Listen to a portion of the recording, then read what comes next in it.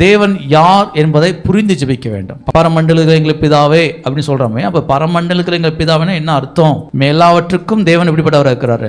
மேலானவர், எல்லா அதிகாரங்களையும் உடையவராக இருக்கிறாரு. எல்லாவற்றையும் வார்த்தையினாலே உண்டாக்கி வசனத்தினால தாங்குகிற அந்த பிதா என்னுடைய தகப்பன். அதுதான் அந்த ஜெபத்தை ஆரம்பிக்க எப்படி பார்க்கணும். பரிதாபத்தில் ஜெபிக்க கூடாது. அழுது புலம்பி அந்த தாரும் தாரும் தாரும் இல்லை.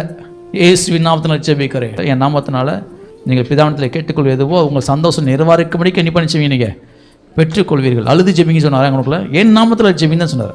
அப்போ தேவன் எப்படி பார்க்கணும் அப்படின்னா, என்னுடைய தகப்பன் அவர் என்னுடைய ஃபாதர், என்னுடைய டேடி. அவர் அந்த உறவின் அடிப்படையில் ஜெபிக்கணும். ஏன்னா பழைய ஏற்பாட்டில் யாரும் அப்படி ஜெபிக்கலை. பழைய ஏற்பாட்டில் யாரும் தேவனை பார்த்து பிதாவே என் தகப்பன்னு சொன்னதே கிடையாது.